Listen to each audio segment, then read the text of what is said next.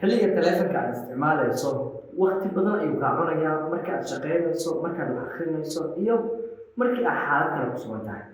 Muuqaalkan waxaan kugu tusi doonaa mararka qaar taleefankaaga waqti ayuu kula qaadan karaa. Sidee? Muuqaalkan ayaan kugu tusi doonaa farsamo awood kuu siinaysa xaaladda aad ku sugan tahay inuu taleefankaaga waqti kula qaato.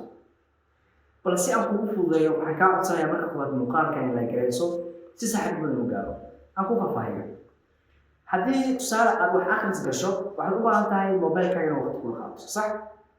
Sababta waxaa la jeedaa markaad wax akhrinayso taleefankaaga fariimo badan ayaa soo dhacaya. Si fariimahaas aysan kaaga mashquulin wax akhriskaaga, waxaan kugu tusi doonaa muuqaalkan farsamo awood kuu siinaysa xaalad kasta oo aad gasho in taleefankaaga uusan ku mashquulin karin. Yacni tusaale markaad jiifanayso ama markaad wax akhrinayso ama markaad shaqaynayso taleefankaaga waad ku barbaaraaminaysaa. Kadibna kaama mashquulinaya xaaladda markaas aad ku sugan tahay. Ila daawo farsamada yaroo badan kugu daal. Hayeeg saaxiibayaal, si aad u samayso waxaad samaynaysaa qaybta kore ee taleefankaaga soo deji. Kadibna halkan waxaad ka raadinaysaa meel ay ku qoran tahay Focus Mode. Haddii aad qaybtan ka weyso, waxaad samaynaysaa meesha u dambeysa ee ku qoran tahay plus ama ay ku sawiran tahay ku dhufo. Kadibna halkan ka soo dhex qaado. haddii laakiin ay ku diyaarsan tahay waa iska caysi ee raadi ereyga meesha ay ku qoran tahay Focus Mode. Markaad hesho kadib ku dhufo, kadibna on taabo. Haddaba markii aad mashquulayso laba shay ayaad ku mashquuli kartaa: inaad waqti la qaadato noloshaada ama nafsadaada, ama waqti shaqo. Tusaale kale, shaqo ayaan gelaynaa, sax?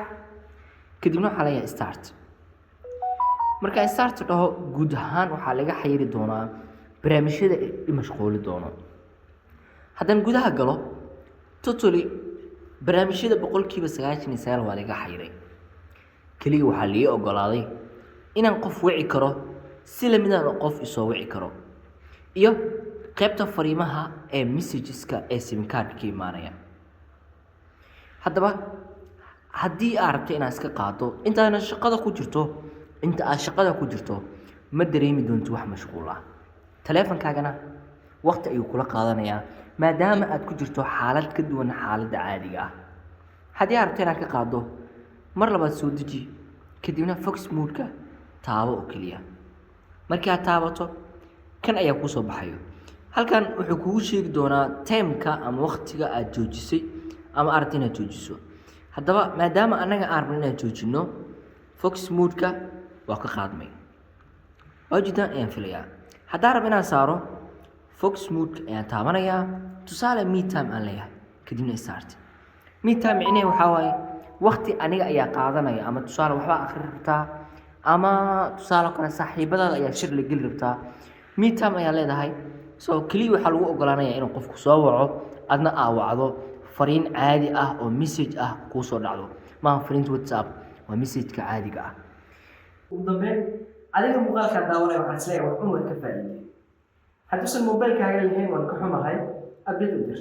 haddii uu leeyahay inay saaxiibadada la wadaag si wax badan uga faa'iidayaan. waxaan ku rajeynayaa gool wacan.